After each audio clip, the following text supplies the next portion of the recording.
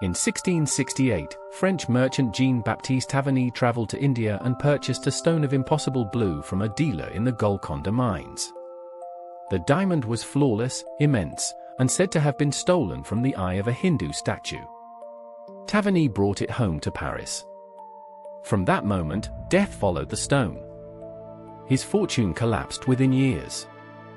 He fled east and died in anguish, one account says torn apart by wild dogs in Russia. The stone passed into royal hands. King Louis XIV purchased the diamond in 1668. He had it recut into a pendant and wore it at court. But illness spread through Versailles like plague, sudden fevers, madness, unexplained deaths among those closest to the gem. A lady-in-waiting died screaming. A courtier took his own life.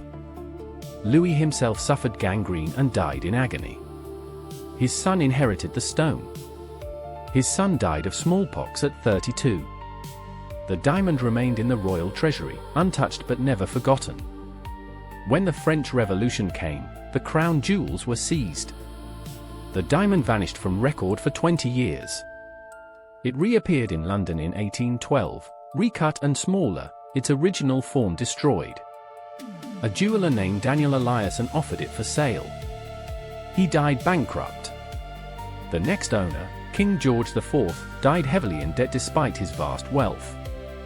The stone passed to his creditors, who sold it immediately. No one wanted to keep it long. In 1839, London banker Henry Philip Hope purchased the diamond. It bore his name from that day forward. Hope's family fell into ruin, his heirs fought over the estate in court for decades, their fortunes crumbling. One descendant pawned the stone to settle debts. Another sold it at a loss. Each owner reported the same afflictions: sudden illness, financial collapse, deaths of children. The pattern was undeniable. Yet collectors could not resist its beauty. The diamond crossed continents. A French jeweler named Jacques Collot bought it in 1901. He went mad and took his own life. A Russian prince named Ivan Kanitovsky purchased it and was murdered by revolutionaries. An American heiress wore it to the opera and was found dead 3 weeks later. Newspapers documented each case. The deaths were real. The timeline was consistent. The curse had become a matter of public record. In 1911, Washington Post heir Edward McLean purchased the Hope diamond for his wife, Evalyn. She wore it constantly, defiant of the rumors. Their 9-year-old son was struck and killed by a car in 1919. Their daughter died of an overdose at 25. Edward descended into madness and was committed to a psychiatric hospital, where he died. Evalyn was plagued by nightmares so vivid she could not sleep alone. Still, she refused to remove the stone from her neck. Evalyn McLean wore the diamond for 37 years. When journalists asked if she believed in the curse, she laughed and said no. But those close to her saw the tremor in her hand when she touched the stone. They heard her weeping at night. They saw the terror in her eyes. She lived within the shadow of something she would not name. And she could not, or would not, let it go.